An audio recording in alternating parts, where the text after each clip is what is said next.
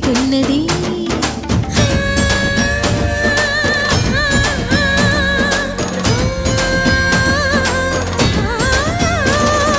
భవుని భువికి తరలించేలా ధరణి దివిని తలపించేలా రసతరంగిణి లీల ఎదిని నృత్యరతులు చేయగలిగే వేళ